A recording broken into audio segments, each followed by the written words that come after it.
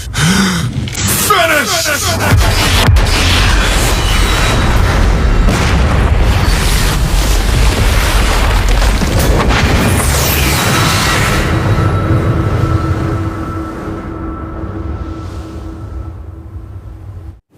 தி Lord. கிறிஸ்துவுக்குள் பிரியமானவர்களே, ஆண்டவராகிய இயேசு கிறிஸ்து நாமத்தில் நான் உங்களை வாழ்த்துகிறேன்.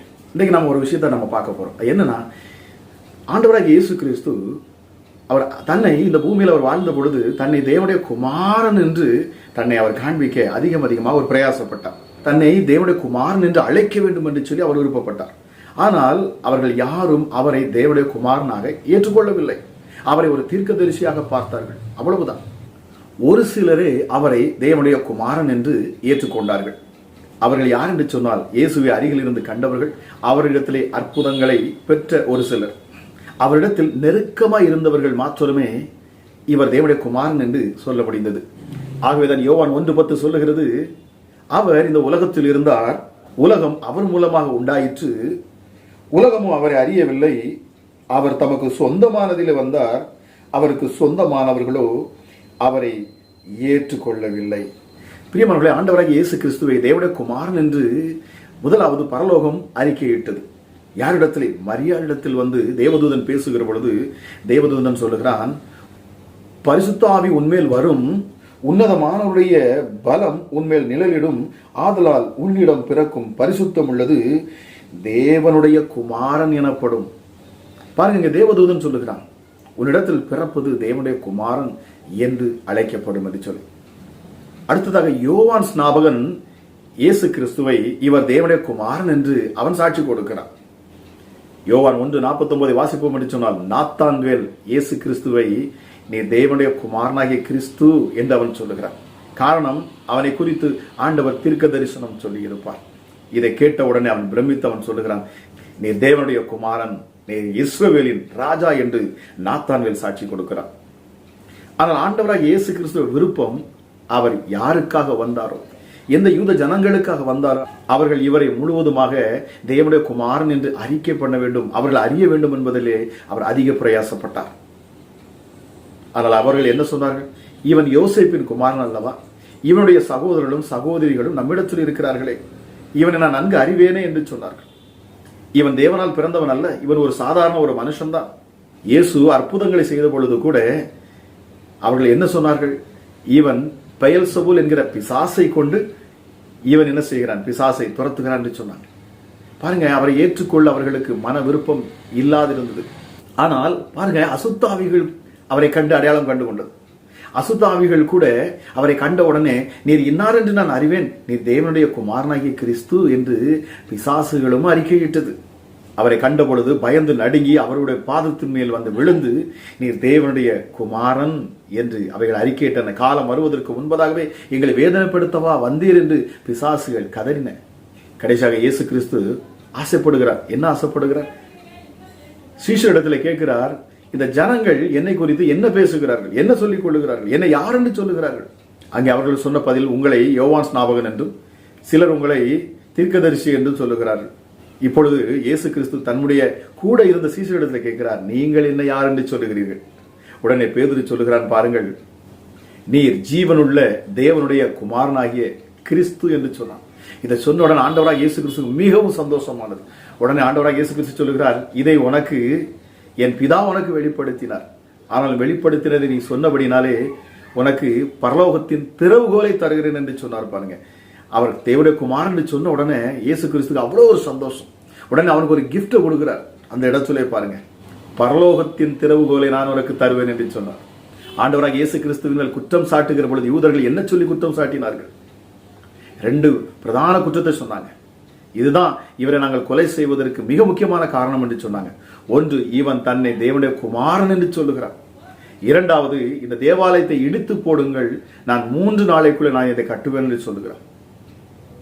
ஆக இவன் ஒரு குழப்பத்தை கொடுக்கிறான் என்று சொல்லி அவர் மேல் அபாண்டமான பழியை சுமத்தினார்கள். ஏனென்றால் பிசாசுக்கு தேவனுடைய குமாரன் இந்த பூமிக்கு வந்திருக்கிறார், மீட்பர் வந்துவிட்டார். எங்கே? ஆதியாகமம் 3ஆம் அதிகாரம் 15ஆம் வசனத்திலே பிதாவாகிய தேவன் சொன்னார், அவர் வித்துக்கும் முன் வித்துக்கும் பகையை உண்டாக்குவேன், அவர் வருவார், உன் தலையை நசுக்குவார் என்று சொன்ன இந்த வார்த்தை அவனுக்கு ஞாபகம் வந்தது. ஆகவே அவனுக்குள்ள பயம் வந்து விட்டது. அதனால தான் அவன் என்ன செஞ்சான், இந்த ஜனங்களுடைய இருதயத்தில் அவன் குடிகொண்டு ஆண்டவராகிய இயேசு கிறிஸ்துவுக்கு எதிராக அவன் செயல்பட ஆரம்பித்தான். அவரை சிலுவையில் அறைந்த பொழுது, சிலுவையில் இருக்கிற பொழுது எல்லாரும் என்ன சொல்லி அவரை கேலி பண்ணினார்கள் தெரியுமா? தன்னை தேவனுடைய குமாரன் என்று சொல்லி தேவன் மேல் மிகுந்த நம்பிக்கையா இருந்தானே, இப்பொழுது இவன் இறங்கி வரட்டும் பார்ப்போம், அப்பொழுதுதான் இவன் தேவனுடைய குமாரன் என்று நாங்கள் நம்புவோம் என்று சொல்லி அவர்கள் கேலி செய்தார்களாம். இயேசு கிறிஸ்து ஊழியத்தை ஆரம்பிப்பதற்கு முன்பதாக 40 நாள் அவர் என்ன செய்கிறார்? வனாந்தரத்துக்கு போகிறார், பரிசுத்தாவின் அழைத்து செல்கிறார். அங்கே போன பொழுது பிசாசானவன் என்ன சொல்லி சோதித்தார்?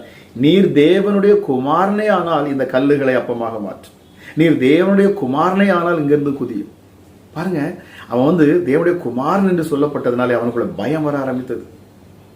ஆண்டவராக இயேசு கிறிஸ்துவை விழத்தள்ளும்படி அவங்க திட்டம் போட்டு பார்க்கிறான்.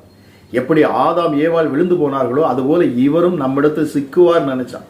இல்லை, என் ஆண்டவர் தேவனுடைய வார்த்தையை கொண்டு அவர் அவனை ஜெயித்தார். அங்கே அந்த சோதனை அவர் மேற்கொண்டார். இயேசு கிறிஸ்து சிலுவையில் அறையப்படுவதற்கு முன்பதாக பல கேள்விகள் அவர்கிட்ட கேட்கப்பட்டது, பல கேள்விகள் அவர்கிட்ட கேட்டாங்க. ஆனால் இயேசு எதற்குமே அவர் வாய் திறக்கவில்லையா.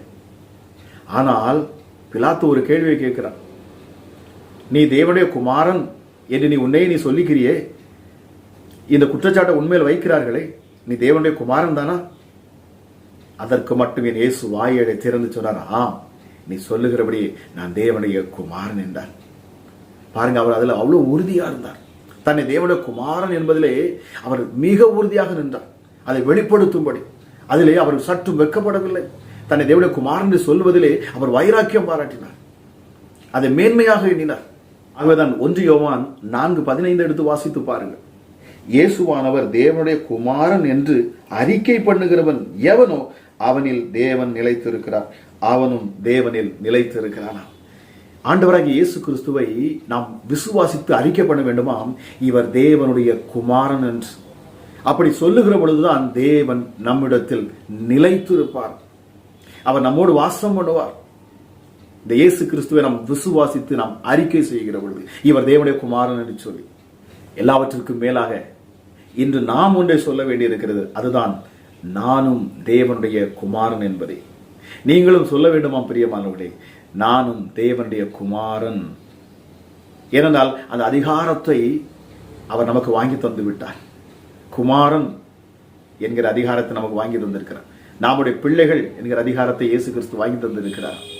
அவர் இந்த பூமியில போராடினது, அவர் இந்த பூமியில அடிகள்பட்டு நொறுக்கப்பட்டு அவர் மரித்தது எதற்காக என்று சொன்னால், நாம் இந்த பூமியிலே விடுதலையாய் அவருடைய நாமத்தை கொண்டு அவருடைய பிள்ளைகளாய், அவருடைய குமாரனாய் குமாரத்திகளாய் நாம் இந்த பூமியிலே ஆளுகை செய்ய வேண்டும் என்பதற்காக, இங்கே இருக்கிற பிசாசுகளை நாம் துரத்த வேண்டும் என்பதற்காக, தேவனுடைய ராஜ்யத்தை இந்த பூமியில நாம் நிலைநாட்ட வேண்டும் என்பதற்காக ஆண்டவராகிய இயேசு கிறிஸ்து நமக்கு அதிகாரத்தை வாங்கி தந்தாராம். புத்திர சுவிகாரத்தை அவர் வாங்கி தந்திருக்கிறார். பிரியமானவர்களே, குமாரன் என்று நீங்கள் அழைக்கப்படுகிறீர்கள். We are the son of God. தைரியமாக நாம் சொல்ல வேண்டும் பிரியமானவர்களே. ஆண்டவராகிய இயேசு கிறிஸ்து மரித்து உயிர்த்தெழுந்த பொழுது இதை மகதலேனா மரியாளிடத்திலே போய் சொல்லுகிறார்.